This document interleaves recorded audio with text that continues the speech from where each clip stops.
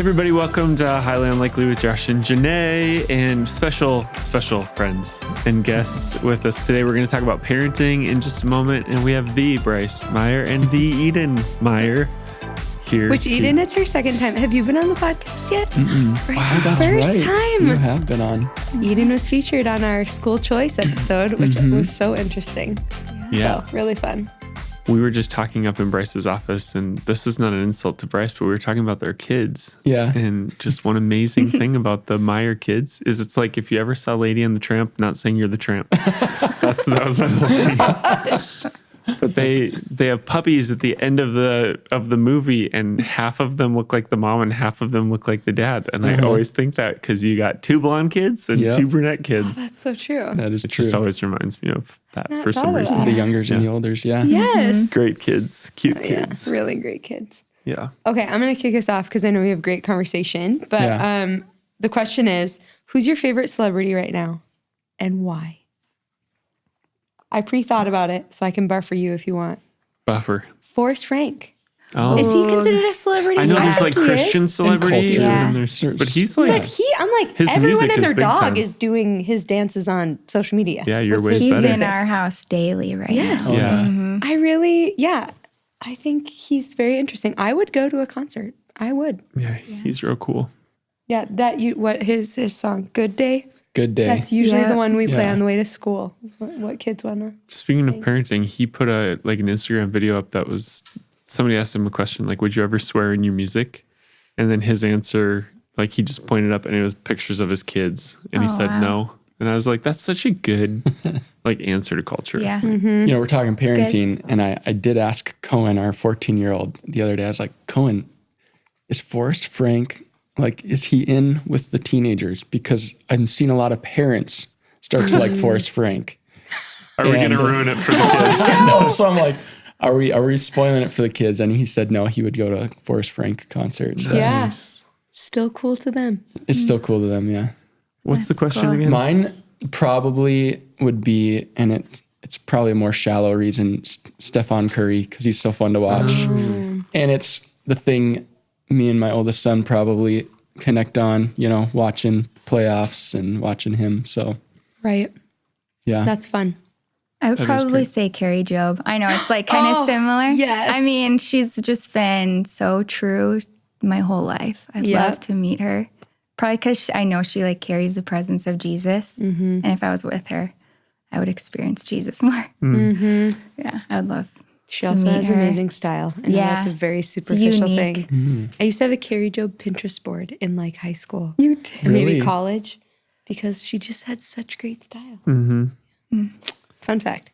Carrie Job, we were at a conference that her church puts on, and the thing that always stood out was there's this whole section of people who are like pastors and worship leaders all sitting together, and it was the middle of the worship service, and she came out of the risers right down to the edge of the stage, like where the rest of the worship team that she helps lead and worships with was leading worship, and she was just on the front row worshiping Wow. Jesus. Like, I just thought that was really telling. Yeah, she's the real deal. Yeah, very real. So You didn't I answer. don't know. I don't even. If anyone is in tune with pop culture and just culture in general, I feel like it's Tennis you. player.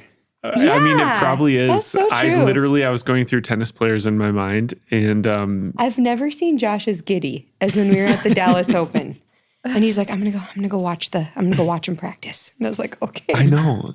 Who do you wanna see? I love tennis. That's awesome. And I think it's just like a fascinating sport. So, I mean, the GOAT in my mind is Rafa Nadal. Oh, yeah. So I just am very fascinated by his journey, and now he's retired and trying to he has an academy for kids and all this other stuff. So That's cool. yeah, I think we put a new TV up in my office, and the background on the TV was Rafa. Yeah. And Jenaye walks in right away and was like, No, oh you my came gosh. home that day, and I think I was washing dishes, and he's like, "Dude, do you want to see what I made as the background of my TV?" And I was thinking like a cute picture of our family, and I was like, "Sure."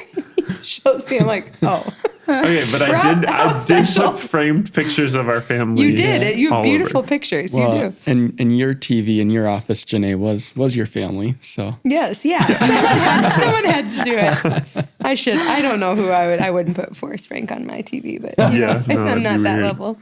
But you have Funny. like deep reasons why. But Yeah. If there was an uglier celebrity guy, I would let you put him on your TV, but not Forrest Frank. I don't ever think about stuff like that. I was just saying because I said him.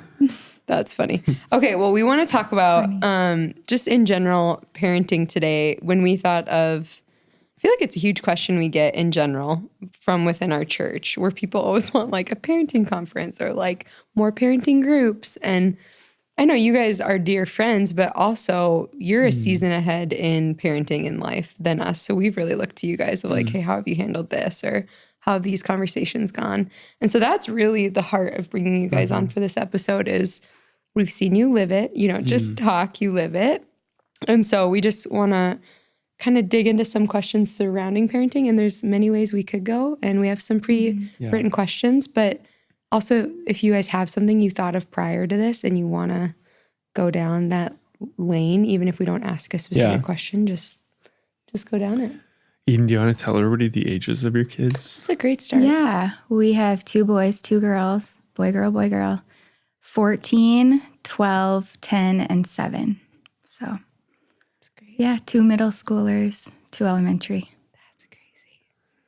That is really crazy. Fun stage, though. It is. Oh, man. We call it the honeymoon stage of parenting. Mm-hmm. because they still like to be close and they're not spread out a ton yet. We know where they are. We know where they are, but we can leave them at home and go on Yeah. dates without getting They babysitters. sleep all night. Seriously. We're trying not to brag. Okay. No. I'm just and I it's think it is good. different because you guys have a very like responsible and not super independent oldest, or Yeah. some people might have a very independent Yeah. or like Well, he's independent in healthy ways. well, like independent in healthy ways, but Yeah. like he loves to be with you guys. You know, you've created a culture in your family, a Yeah. healthy environment that Yeah. your kids want to be a part of. So that's really cool. Yeah, and that's kind of the language we want to talk around today of like, Yeah. what environment do you create? Because it's not about control, it's about like, fostering and stewarding an environment. Our belief is. But okay, do you want me just to start off with one of the questions? Yeah. All right. This is not a panel of experts. This is 4 parents Yes. sitting down talking Probably about the Seriously, greatest though. fear is Yeah. like, hey, we do not claim to have it all together to be experts. my Right. word, yeah. But yeah. here's some practices that have worked. Maybe we Yeah, all for sure. could share where we've really flopped. Because Yeah, we yeah. all have, right? Yes. For yeah. sure. Oh my goodness. But you learn from those Every moments. single one. So true. Okay, how can parents align their parenting style with their faith values? In today's culture is the rest of it, but it doesn't have to be Yeah. about the culture. I mean, just how do you do that, period? Yeah. Yeah. I Or mean, how I have you know done it? we talked through a lot of these questions and, I think about that one and I think it's first determining what is our values, or what are our values. And, if we're going to say, here's what culture says, we have to know like, what does God's word have to say about that? And so really sitting down and defining your values as a family, I think is the first important step to that. Yeah. And I know that changes over the years because, to understand like, okay, what does having a wholesome home mean when the kids are 3 looks a lot different than what it means when they're 14, because we're still Right. not going to have them watching, Paw Patrols at that age, so Right. like, what do we allow them to watch and what does wholesome look like today versus yesterday? And so it's a continual conversation. I don't think it's something you just have once and then it's done. Yeah. So I think values always have to be at the forefront of your conversation. And then looking at what are the things that influence our kids today, and we kind of all know the common influences of screens, movies. I mean, the huge one now for kids is YouTube. Wow. They want to watch YouTube more than they want to watch movies, more than they want to watch TV shows. It's like What watching on YouTube? just is like there- real life stuff. Really? Like, yeah, like watching these kids do trick shots and watching Kids Wow. play Barbies. Like kids play our Barbies. daughter. Yeah. Watching another kid play Barbies Wow. or Yeah. real life. Interesting. It's like the iPhone, the iPhone generation, just like very raw Yeah. footage and- Yeah. other real people doing real things. Yeah, probably more applicable or relatable in a sense Right. to them. So yeah, I mean, I think understanding what are the things that are going to influence them, and obviously you have much more control of that as the kids are younger. And now we're getting to that season of like, they're getting older and it's a little harder to control those influences. Do you have thoughts? Yeah, I mean, I know we had kind of defined a couple of like differences. I don't know if they're on Oh, here. yeah. Like looking at what the world is versus like what are our values, you know, like consumerism versus stewardship, or instant gratification versus patience and endurance, image over character, you know, like kind of defining like what Bryce said. I think that there's so many different ones. You could go down all the different ones, but I think living with your eyes wide open, you know, and having the conversations around what maybe the culture is speaking and saying, what does the word of God say? And then this is what, you know, culture says image. What does the Lord say? He looks at the heart, you know, and like over and over and over, saying that over and over and over again so that it like becomes a part of our home. So are you guys like we have the framed mission statement and values on the wall, or are you more like, hey, this thing is coming up with this kid? Like sometimes we'll say, I know that's what kids at school say, but Shaldel's do this, you know, or is it more you establish values as you're teaching and training? Like what has your guys' approach been? We've started that process of like, let's sit down and let's carve out a mission statement. We do not have it on our wall. It's got as far as a note in our phones. Hey, but we're there too, yeah. Yep. But I would say it's probably more organic conversation. I mean, we do use that language of like, hey, that's not who we are. You know, when the kids were younger, we would always do this like Team Meyer thing and bring the huddle in and like, oh, fun. All right, Team Meyer on 3, right? It's a little more cheesy now as the kids are older. Yep. But yeah, so I think understanding the contrast of when they are feeling this like influence from culture and not shaming them for that and helping them understand of like, hey, what you're leaning towards really is different than what God calls us to, you know? And yeah. And I think we realized we cannot predict what's going to happen. And we can't predict like this situation is going to come. And so we do generally go like case by case, and it keeps us on our toes, which I feel like has been how we have functioned is even in homeschooling. So like I homeschool.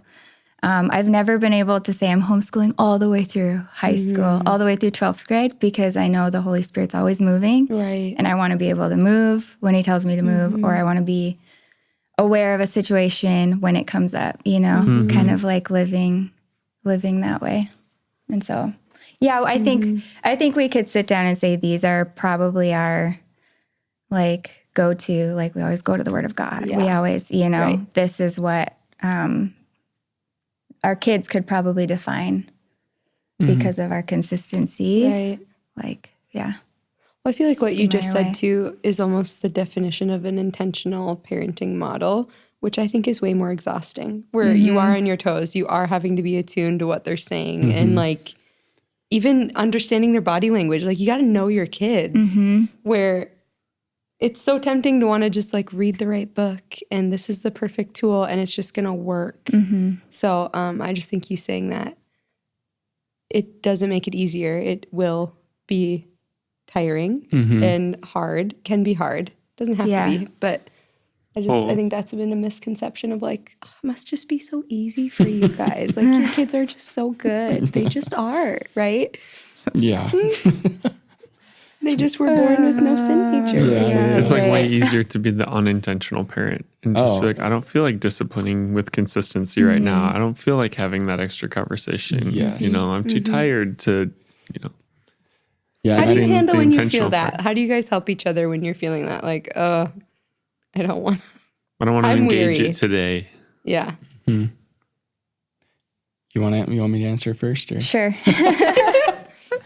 Yeah, I mean, we always have had that tag team approach. You know, there usually seems to be someone who's got the calm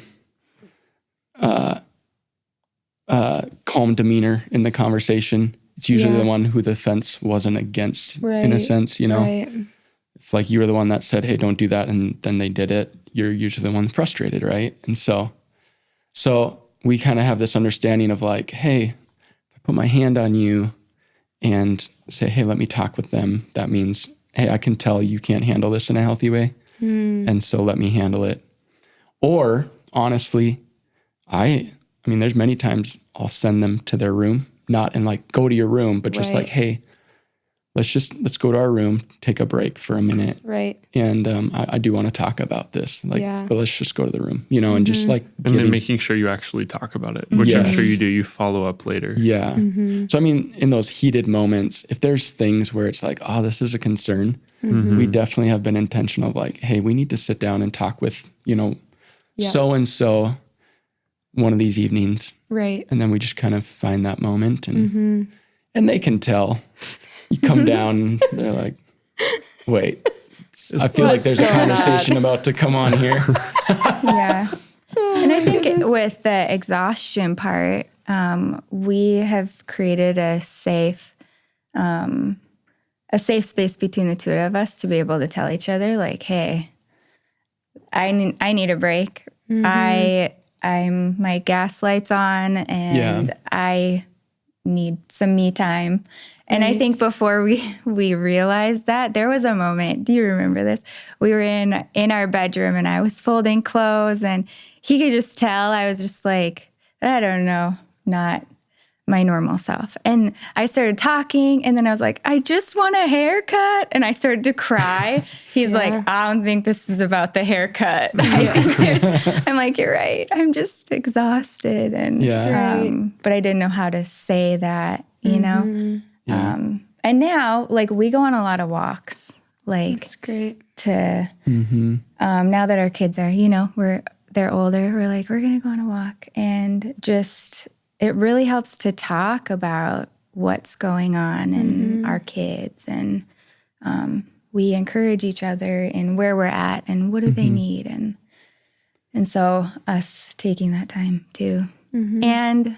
I think the number one thing for me is abiding in the morning. I mean, like everything I do throughout the whole rest of the day flows out of that moment for me. It's my prayer every morning. Like, Holy Spirit, lead me and guide me on the level path that you have for me. You know, he like will lead and he'll supply whatever comes that day. And so, Yeah. I mean, I think that is a huge thing. And that looks different for all of us, but I know, and it can sound weird to talk about your own abiding times sometimes, but like, Eden, I think for you that's been a huge, I would say kind of thing that has studied our home, you know, of like your time in the morning, just of like journaling and processing. And many times like I wake up and I'm ready to think ahead and she's been processing what's behind us and like, oh,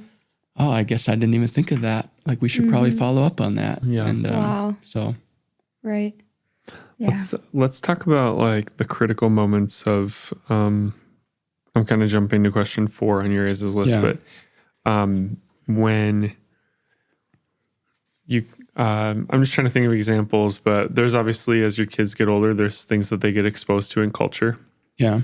You know, they'll notice something or they'll see something or they'll hear something on TV when they're younger. It's the first time they hear swear words, you know, or maybe they see an image of something, you know, or maybe you catch a kid lying or little things that come up. You know, I was listening to a pastor talk about this yesterday and he goes, our whole goal, our marriage, and now even as young adults is to keep our kids talking, just keep them talking. And he goes, part of that is just not reacting. He's like, they tell you they saw porn, you just don't react. And then you go out to the room where your wife is and you freak out, you know? But just how have you guys learned even from a young age? Because I remember talking to you years ago when I I think some of your kids were probably the age my oldest is now, and them just getting exposed to things. Like, how do you approach that? And I remember you kind of telling me like, hey, don't freak out about this, because if you freak out, it adds shame, and then shame causes them to want to hide. And so, try to navigate it a certain ways. So I don't know if I actually asked the question, what advice would you give parents who are trying to protect their children from harmful cultural influences while still engaging with the world? And how do you clean up those conversations when they happen? As much as you guys want to share. Yeah. I think for us, we have really tried to be proactive, in the season of life that they're in. Yeah. Bryce, sorry, it's like the 6th question. I told you you're the fine. 4th. So Yeah.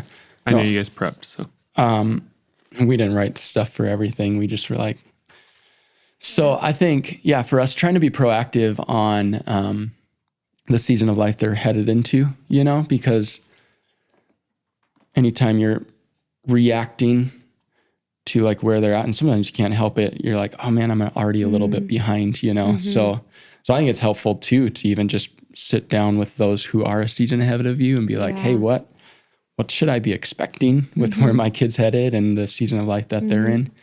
I just very practically, I remember saying like, hey, when did you guys talk about sex to your kids? Like, how did you, what language did you use? And you guys had a great book tool, that you referred us to. And so I think the too, story like, we of know me, it's for still, anybody looking. What was the that? story of me. Yeah. For And there's like anybody who's different wondering. levels and versions. And we've said a lot, like have 100 1-minute conversations with your kids, not one 100-minute conversation, like some of those principles. But you can finish your question. So No, it's okay. No. Yeah, I think him it's to important to be approachable. And I think, it starts in the little moments, like you said, like whether it's, oh, I broke a glass. How are they going to respond? To the bigger ones, like I looked at porn, like if they see you respond a certain way to that, like their mind is going to be like, oof, I'm not, it sounds better to hide it than to. I don't want to experience my parents' disappointment or anger like that ever again. I remember. And it takes a lot of self-control. Yeah. Because, you want to freak out, but they're not gonna, I think they go into fight or flight mode, right away.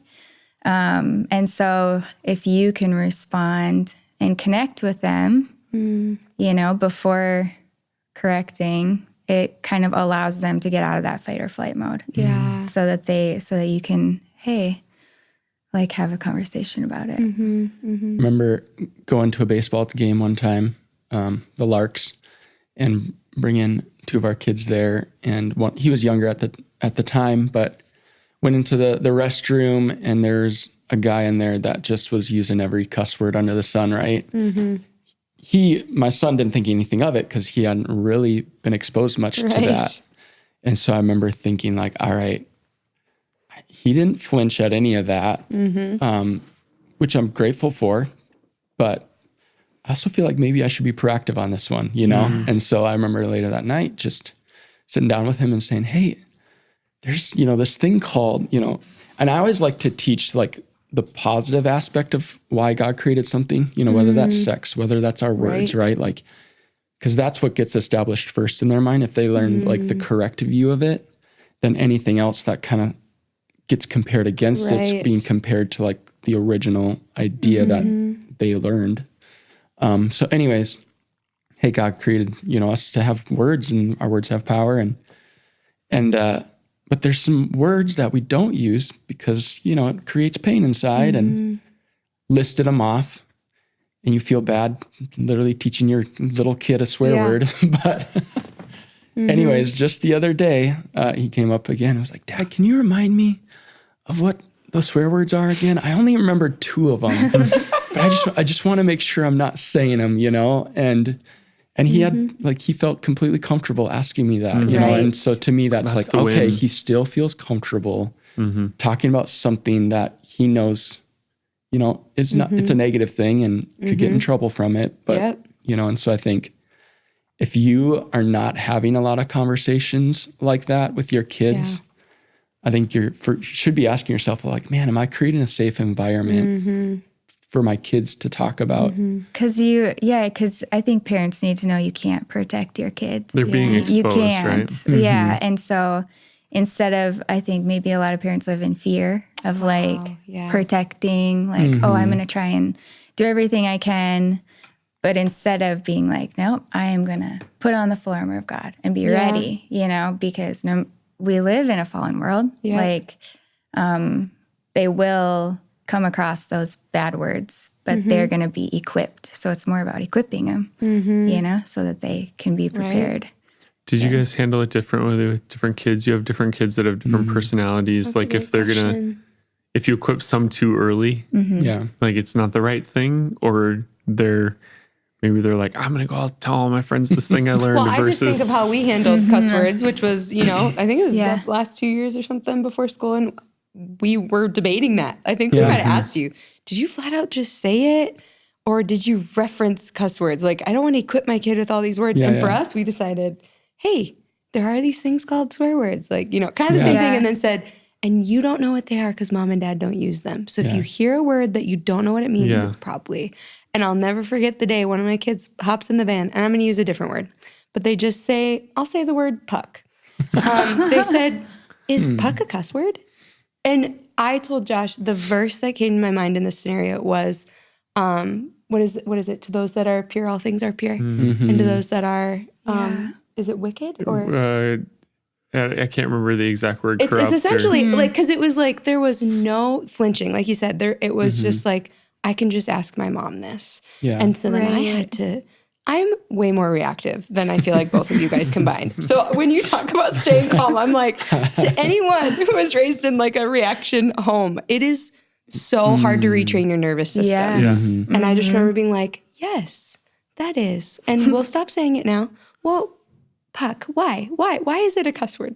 And just kind of was like, why? I think they said it like 3 times. They said it like 3 more times, and the other children were in the car. And I just said, I think we're going to stop saying it now. Yeah. Like, done. But so there's different ways to approach the same thing. Like, would we go back and change it? But now I even have to Google words, because the other day they That's asked a word true. and there's I new know. slang that I have no idea Yep. if it's good or bad. Yeah. So it's okay if you as a parent don't even know. Yeah. So, Yeah. but that's, I think, what you're asking Well, I is think how do you there's some navigate with conversations each that are kid? like you're proactive, and then there's Yeah. other ones where you think, I'm just going to wait and react because I know I have trust with them and they're going to bring it up. Yeah. I didn't know if that was like a tension for you guys with approaching each different kid. Yeah, I don't know. I mean, I feel like most of our kids are similar in terms of like handling some of the heavier conversations, but maybe you have a better understanding of that. I think the questions that they ask will indicate where they're at. Wow. Like we have a very deep thinker who's asks questions and I'm like, wow, I wouldn't even think about that. Seriously. And so that level we go deeper, because we always answer any question they have.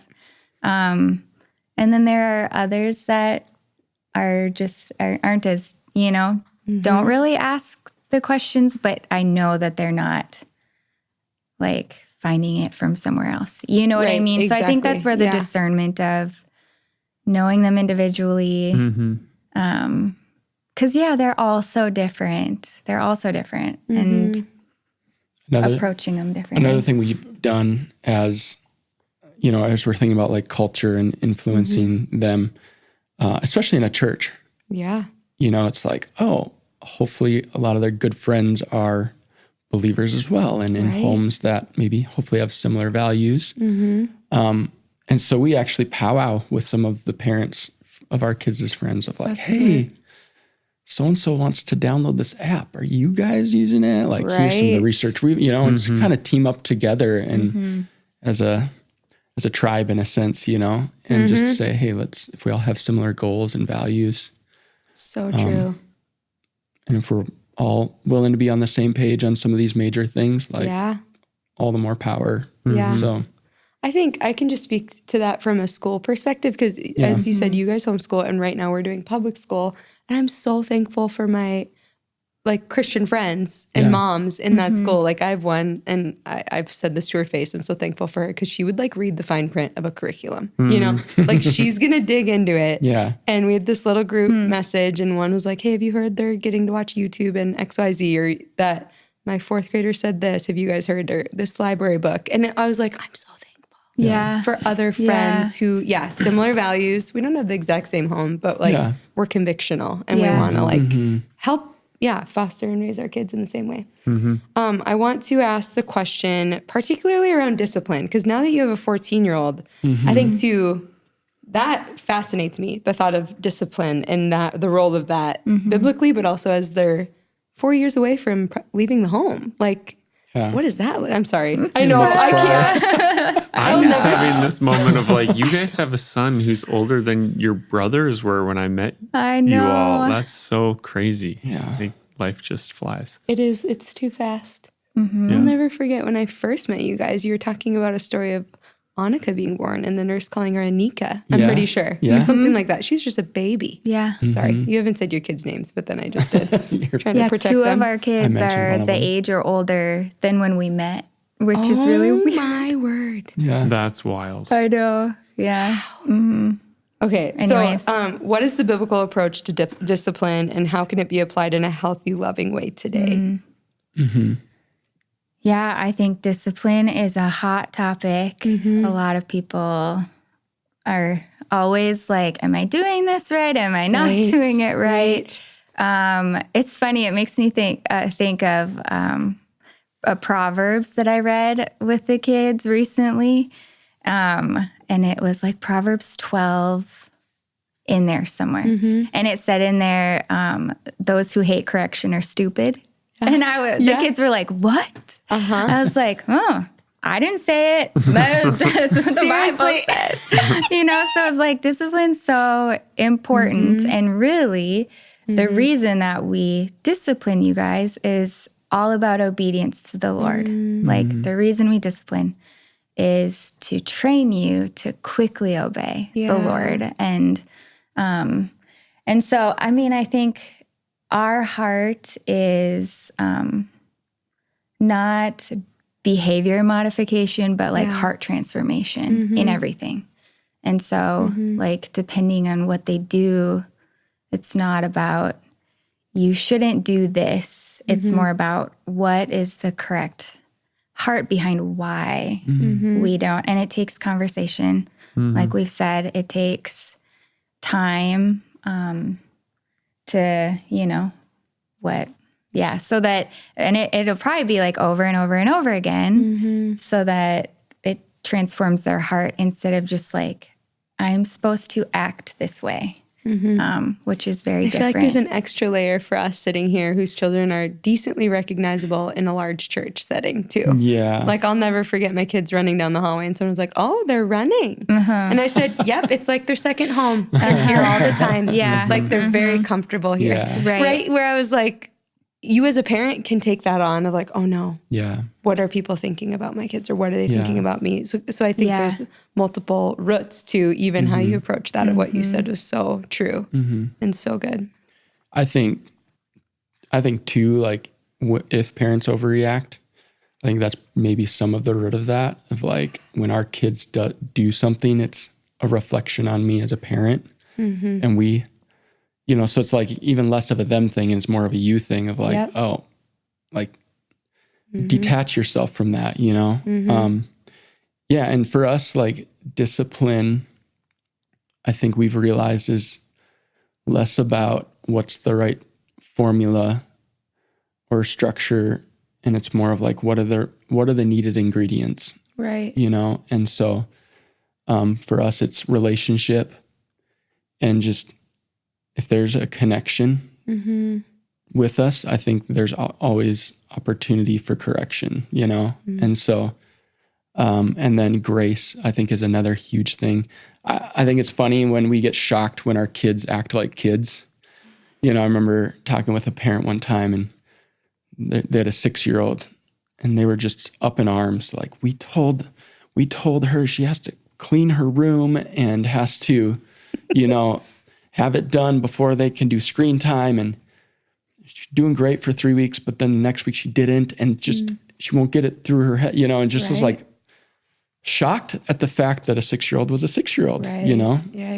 And I'm like, do we think that all we need to do is like a 2-week orientation with our kids and then they're good to go? It's like, no, it's job security, right? Like our kids are going to mess up and Job security. yeah. I think too, it's we're in a cool opportunity where like we can shape how our kids are gonna approach the Lord with forgiveness, Right. Because I think a lot of people view God as like this judge, and he's gonna be, and I'm really thankful. I feel like my parents were very tender, and I one time talked to my dad out of a spanking. Like I just was like, I want to sit with Dad.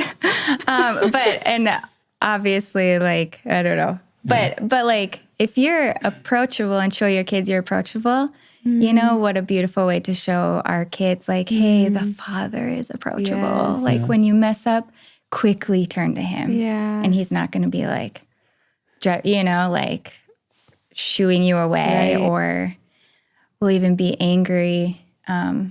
Another thing, sorry, I have one more thought quick. Yeah. You probably have more. Is it makes me think of like how Mary responded to Jesus when he was like in Nazareth, and they were like, we're, looking for him. And then first thing Mary did was ask him a question. Didn't like accuse him, but was like, Jesus, didn't you know that we were looking for you? We were worried. And then Jesus responded, and then I think 2 verses later it said, or he was obedient. And then it said, and Mary treasured all these things in her heart. And I think a cool approach is ask a question instead of accusing right away, like if they do something like, hey, why allow them to talk, because I think we're really quick to accuse, like, and go off, but maybe there's actually a reason. Yeah. Like, so for them to share their heart, and then you can come in and correctly correct. Yeah. That makes sense. So ask the questions first, and then it helps you to de-escalate too. I feel like you're even painting boundaries around, we're not going to tell you exactly how to discipline your kids, but it's like, don't do it out of anger. Yeah. Don't do it true. with zero communication. Yeah. There's almost these other boundaries of like, there's a lot of different ways to go about it, but mind Which these on the boundaries. counseling episode we just did, we talked a lot about attachment and repair and rupture, which is a big key to what we're just talking about here. So if you haven't heard that with the 4 counselors we interviewed, it was some great stuff It's about so parenting. funny. And I just want to tear down the wall of like the Instagram mom who's like, this is how I feed 5 kids and homeschool all of them and make strawberries dipped in chocolate every my day goodness. with beautiful sparkling music. I don't know why you're behind. throwing the homeschooling thing, babe. Yeah. I feel like that's Well, not the house like is clean. we're not Well, against it. I'm just right, saying it's like, and the house is like, do it all. Yeah. Yes. because like as a pastor, if I get up there, my kids are ripping the place down Yeah. and I'm preaching about how to be a great parent, people would immediately call that out. And Yeah. yet people place this fake life on Instagram Yeah. that They're we fine all... if you project something fake, but We should have had Yeah. our kids come. Yeah. Okay, Like, so, that would've been but I was cool. going to say, we've all had moments where it's, I mean, you're talking about, if you're the offended parent, the other spouse comes, puts their hand, like we've done that. And I'm like, I'm not done. well, and when you said You that, give I was the like, glare. yep. And then as the spouse, you need the humility to not be like, no, like I don't need you to do this for me. We all Yeah. have those moments of like, kids can push us to our limits, Yep. And so I don't know, but as much as you can, like, don't do it out of anger. Try to communicate through it. I think even one of our kids recently, there was something we really had to talk about. Kind of one of those where we were like, we're going to discern the time we're going to talk about this with them. And even I made it known that we were aware of XYZ and we're going to talk about it. And I said, hey, mom and dad are really praying about what the appropriate consequence is for this. And I want you to pray about that too. Because it's like, even for them, usually they choose a way more harsh consequence than I ever would. Like one time, one of our kids was like, no sugar for 10 days. And I was like, okay. 10 days is like the rest of your life. Yeah, right. But things where it's like, I would have probably chose one day of something, but So I think even that too, of like that discernment of like counting the cost of like Yeah. the weight of the choice I made too. Yeah. And no, I think it's good for your kids to see you that way too. Yeah. You know, because then you can circle around and be like, I am so sorry. I'm human. Like we've done that so many times. 100%. We've had to apologize. And the older the kids get, it's like really fun.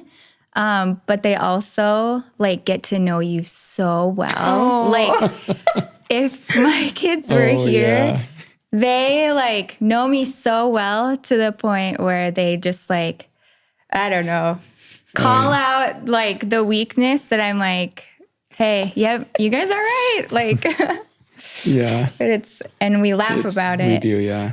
Oh, that's funny. Yeah, I just thinking about discipline at the younger age. You know, the question was like, do we spank? Do we not spank? Do we do timeout?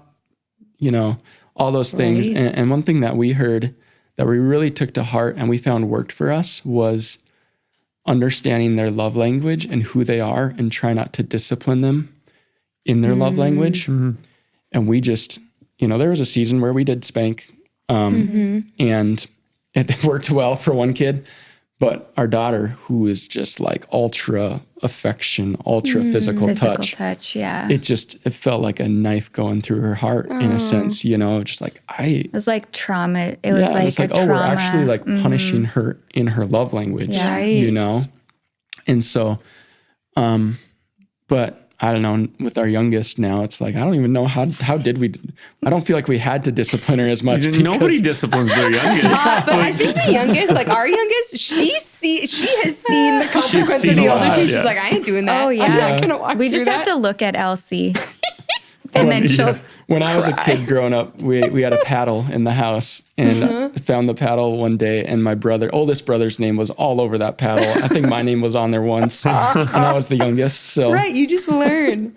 Oh, those youngest. but I would say, you know, you mentioned it earlier, Josh, of like, what's the right system or practice, but like what are the right ingredients for discipline, you know? And for us, it has been relationship and conversation. And then understanding like what is the purpose of discipline. And, you know, we were talking about that, and like the root word of discipline is actually the similar word of disciple. Right. So discipline isn't actually consequence, it's learning.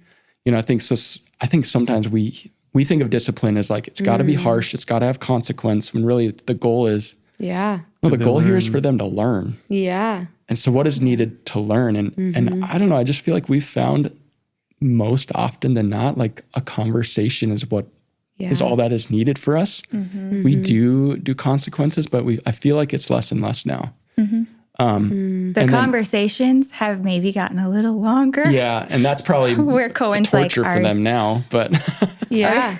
He's like, oh, okay, Mom, I get it. I heard someone say once, like, our version of consequence was saying, do you need me to explain this to you? And they're like, no, I know. Yeah. explain it again. We were listening to a pastor talk about that, and he talked about having high school kids, and he would just beat the dead horse and explain. I mean, they'd be standing around the kitchen counter at 2:30 in the morning, and that in itself.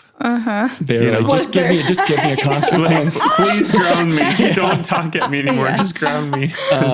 But yeah, and I think because more often than not, like the offense that they create, the offense they did wasn't probably intentional. It wasn't, this like ill motive. It really was just a reaction to a hurt that they had. Yeah.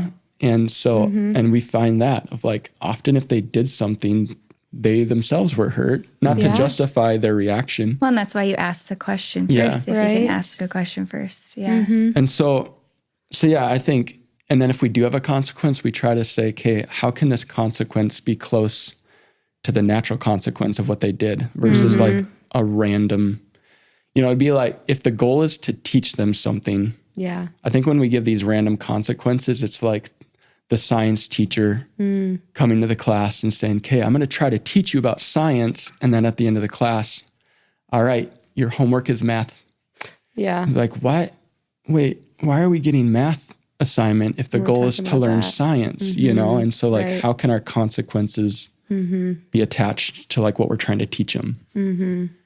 But again, all of that takes intentionality. Totally. You know, it takes effort, takes time. It's easy just to say, well, I'm going to take your phone away or you're grounded or whatever. I mean, we're guilty of 3 days in forgetting what the consequence was. And it was like, oh gosh, they weren't supposed to get screens for 3 days or something like that. Yeah. And we've tried, I think for us, how you are raised so informs how you parent too. Cause we talked about how growing up, I never was taught that even in adulthood, there could be repercussions for my actions. It was just very much like when I'm an adult, I can do whatever I want. It was my mentality. And so we've tried really hard. My kids know, like if there's like a cop's pulled someone over, they're like, natural consequences. I'm like, that's right. And if mom speeds, that's my choice. And if I get pulled over, that also is on me, right? Like just trying to teach them like this will never leave you. And it's biblical, right? But I love that, tying it, how to make it tie into what they're actually, I don't know how you said it. Like does what the their offense consequence was, or something. You know? The and conversation. then, I mean, I will say, just to reiterate, probably me more than you have had to go back and apologize for overreacting or, hey, I said this, or I blew this out of proportion, you know? And I've realized like the times where I do overreact is because there's something deeper going on inside of me, you know? I've actually said that to Eden. Like when I look at my youngest son, I feel like I'm looking at them in the mirror. Like he looks like me, he acts like me. And just thinking about my childhood and some of the things that I longed for as a kid and stuff like that. When I see that happening to him, I think it like totally hits a nerve in me. So it's like, oh, I think I'm reacting to some of my own growth that still needs to happen. So I do think our parents, a lot of them tell the story of part of their challenge was my dad or my mom never told me they loved me. They never hugged me. Like it was lack of affection. And just from listening to you guys, you know, I think I'm trying to think of what it's going to be for our kids. It's either going to be, it was lack of attention. Like my parents were distracted by their phones or by their lives or by, or it's going to be in like general as a generation. Just generally, or my parents didn't apologize, you know? So I think like you guys saying, hey, we own our stuff in front of our kids. Like, I think those are just such that's just such a healthy, helpful tool, you know? I think there's a lot of people that, I think parenting is really hard to measure. It's like one of those things that only time will tell. I feel like we've just been planting for 9 years. You're like, how many seeds? You're putting seeds in the ground, hoping that it's the right seeds that are going to grow at the right time. And so what encouragement would you give parents who maybe feel like they're failing or aren't sure if they're failing or in the thick of it, or maybe a verse that has encouraged you guys or kind of helped you move forward? Well, first, what your comment reminded me of, like, kind of a pivotal turning point for, like, parenting for us was when we were college pastors in Grand Forks. I would meet with leaders, and the first question I would ask them is, what's your life story? And every single one of them would say, I was born here, and my mom and dad, and then they would start talking about their parents first. Every time. And I just remember just a realization from the Holy Spirit that was like, Eden, I am using you as a pen to write your kids' story right now. Like, and I was like, wow, what an honor. But just to have that on the forefront of my mind, to be like, what do I want my kids to say? You know, like you said, and we're not going to be perfect. Like there is no way and they we'll have be free perfect. will. Like, so at the end of the day, and they're gonna say stuff, you know, but we can be intentional about some things. But to answer your question, I think what I would say to somebody who maybe feels inadequate or feels like is you are right where you're supposed to be for the Lord to have control. Because in our weakness, he becomes strong. And when we feel like we've got it all, that's kind of a scary place to be, because I think every parent feels like, am I doing this right? Like, you know, but I was talking to a really good friend recently, and we were just talking about struggles in our kids. And she said, I was talking to somebody, and I said, I just feel like I'm losing control. And the older, wiser woman was like, You are not losing control. He is gaining control. And so that feeling of you're in a place where you can really surrender and allow like the Lord to work in that feeling and that inadequacy, which is a beautiful place to be. And also to ask like, why do I feel that?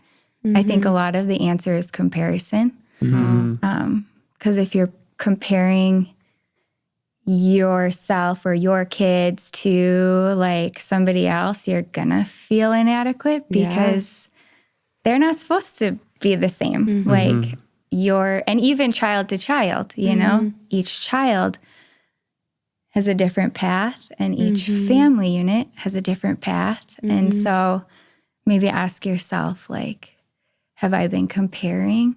And, you know, maybe saying that or identifying that would be key to like that heart shift, you know?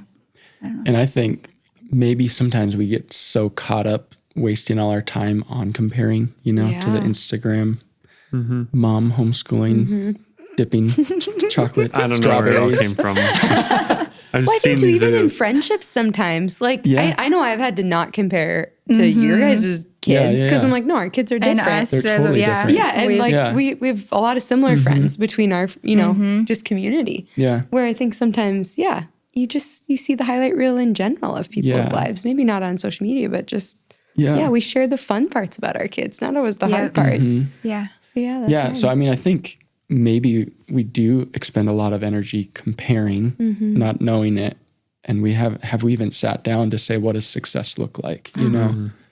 And have we at least verbally talked about as a couple, like, hey, what does success look like in this season for our kids?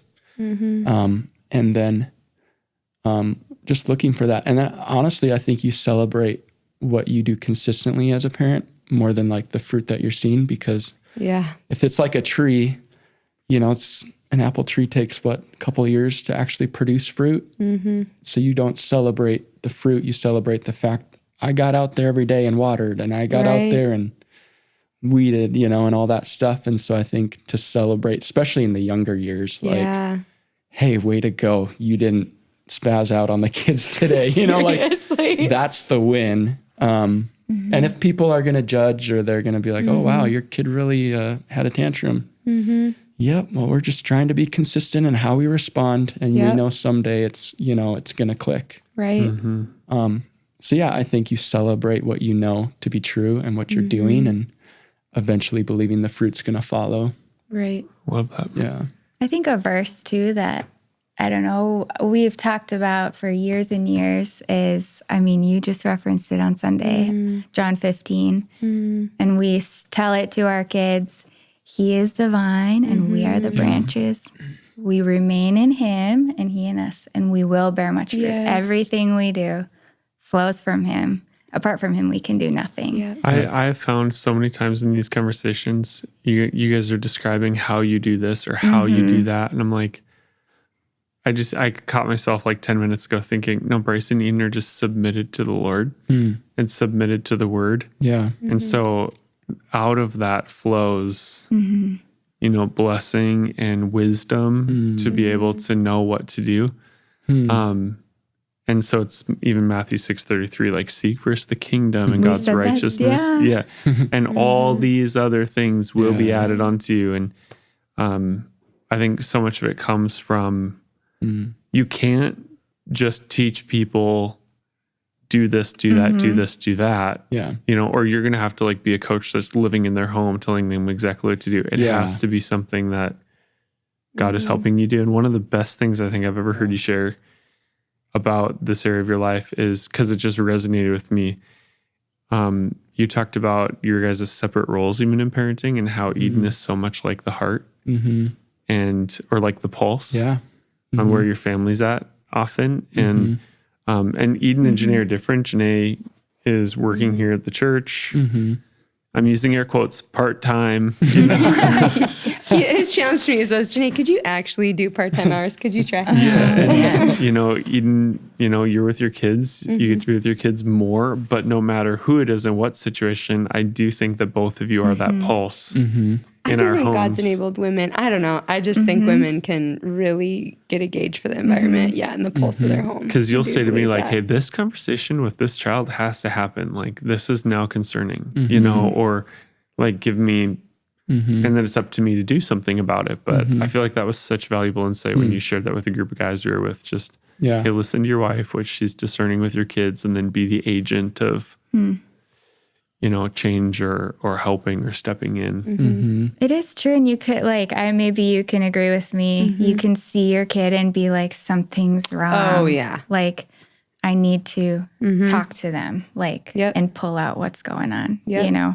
And a lot of times our kids will, on their face, communicate something. And Or you're like, something's wrong with our kid. You need to go talk to them, Bryce.